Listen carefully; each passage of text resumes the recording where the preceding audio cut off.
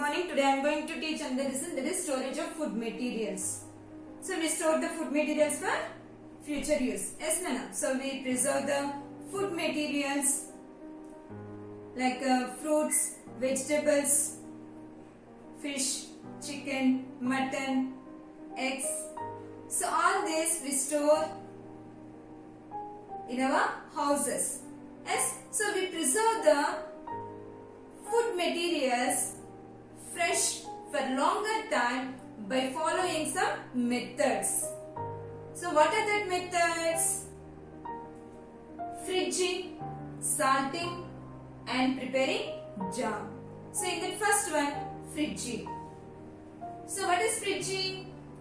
Keeping food materials in a cold container is called a fridging. So we bring some fruits, vegetables and non-veg from the market and we keep in a refrigerator. Yes, Nana? Means that prevents the growth of the microbes on that food materials. So did you observe sponge-like structures on cooked food items and fruits, vegetables which are kept outside? Yes. So the sponge-like structures are called fungi. What are they? Fungi. So if we keep the food materials in an open place, the fungus grows easily on that food materials and spoils that. Okay, so here the fungus is a non-green plant. Fungus is a non-green plant. It doesn't produce seeds. So it produces spores. It produces spores. So it blow along with the winds. It spreads. These seeds spread along with the air. So air contains spores. Air contains spores. So these spores settle on the fruits and vegetables which are in an open place. So if we keep the food materials in a cold containers, this fungus and bacteria doesn't grow. Means these do not grow in a cold places and at high temperatures. Means these do not grow at high temperatures and low temperatures. Okay children, so here in a refrigerator temperature is low. Yes, Nana? So low temperature is maintained in the refrigerators. So these fungus and bacteria do not grow on a food materials. Okay children, did you understand? So they cannot survive. They cannot survive in a cold containers. So we preserve the fruits and vegetables for some days in a ice boxes and refrigerators without any decay. So fishes also they keep in a ice boxes. Fishermen, they transport the fishes from one place to another place. Yes, did you observe? So here they store the fishes, they preserve the fishes in a ice boxes. Did you understand children? Yes. So next, preparation of fruit juice. So we drink so many varieties of fruit juices. Yes. What are that? Mango juice, apple juice, pineapple juice, orange juice, grape juice. Yes, we drink a variety of fruit juices. So whatever the fruit juice you want, take that fruit. Okay, prepare that juice. So what are the ingredients we need to prepare the fruit juice?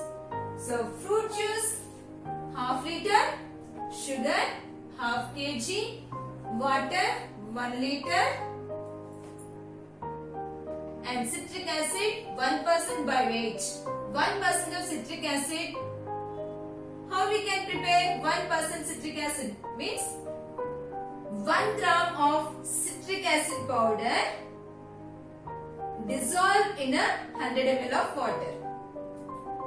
Did you understand, children? To make 1% of citric acid solution, we need to take 1 gram of citric acid powder and we need to dissolve in a 100 ml of water.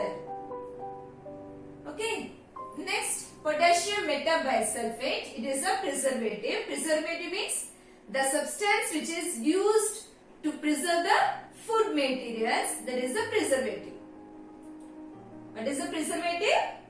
The substance which is used to preserve the food materials against decay is called a preservative. So, potassium metabisulfate 300 mg means milligrams.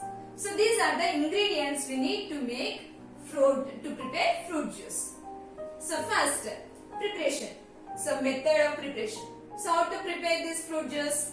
So, take, for example, mango fruit. Take mango fruit, wash it thoroughly and squeeze. Okay, squeeze out the juice. Okay, no. So then filter it. Filter that juice. Now take the sugar, that is half kilogram. So this fruit juice and sugar must be in equal quantities now. Okay, see here, fruit juice half liter and sugar also half kilogram. This must be equal quantities. Now take sugar, dissolve in the water. Dissolve in the water. How much water we have to take? 1 liter of water. Okay, take sugar, dissolve in 1 liter of water. Then we get the sugar solution. So again, filter the sugar solution. Now we took fruit juice now. So mix the fruit juice to the sugar solution. Then add 1 drop of citric acid solution. Okay, then what? Add 1 drop of citric acid solution to the mixture and add potassium metabisulfate to this mixture. Means before adding, we should add this potassium metabisulfate to the boiled and cooled water. Before mixing, before adding this potassium metabisulfate to this mixture, we should add this to the boiled and cooled water. Okay, so then dissolve it. Then you take that or you add this to the juice. Okay, children. Now store this juice in a clean container. Next, process of preparing fruit jam. Process of preparing fruit jam. So now you can prepare fruit juice. Yes, Nina? At home you can prepare fruit juice. Now, process of preparing fruit jam. So, select one ripened, fleshy fruit. Okay, pulp that must contain pulp. Okay, so wash them thoroughly and remove the peel. Okay, remove the skin and extract the pulp. Okay, extract the pulp means take the pulp. Now add means we took 1 glass of pulp means then equal quantity of water we should take. Okay, 1 glass of pulp means 1 glass of water. Okay, add water to it proportionally and boil it till it becomes a jelly. Jelly means, do you know curd? How it is? It is not a solid, not a liquid. Yes, neither solid nor liquid. It is a semi-solid. So, jelly also a semi-solid substance. Okay, children. So, take pulp, add equal quantity of water to it and boil it till it becomes a jelly. Then add equal amount of sugar to that jelly substance. Okay, add equal amount of sugar to that jelly substance and again boil that mixture till it become a thick substance. Till it becomes a thick substance. Add 1 drop of citric acid. I told how to make 1% of citric acid. Yes, take 1 gram of citric acid powder and dissolve it in 100 ml of water and add 1 drop of citric acid. Okay, add 1% citric acid and put out the flame. Okay, now jam is ready. Okay, cool it and preserve in a clean container. Okay children, next one, drying. What is the next one? Drying. We preserve the vegetables by the method of drying. Means here, first, so in some seasons we get particular fruits and vegetables. Yes, no. So we don't get the fruits and vegetables in all seasons. So in which season that are available, if there are more, what do? We cut them into pieces and we add salt and we dry them in the sunlight. Yes, no. So why do we keep in a sunlight? Why do we keep them in sunlight? So due to the sun's heat, the water which is present in the vegetables, that is evaporated, means that converts into water vapor and rises up. Means the water content is reduced in the vegetables. Okay children, so we cut the vegetables into pieces and we add salt and we dry in the sunlight. So water is removed from the vegetables due to the heat of the sun and the sunlight also kills the bacteria. Okay children, so this process is called drying. So this drying protects the vegetables from decay.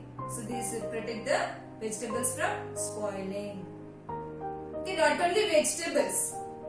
So we give mirchi, chilies, pulses, grains, whatever the farmers grow, then all they dry under the sunlight to remove the moisture. So if the moisture is there is a chance to grow the microbes. So if there is no moisture, the microbes do not grow. So that's why the farmers keep their grains and chilies, pulses all in the sunlight to remove the moisture. So after drying, they store all that in the bags, in the separate bags. Did you understand children? This is your lesson. So what did you learn in this lesson? So we store the food materials to keep them fresh for some time and to protect them from decay. And we keep the food materials in a cold containers, that is called as a fridge. Yes, and we prepared fruit juice and jam so that we can use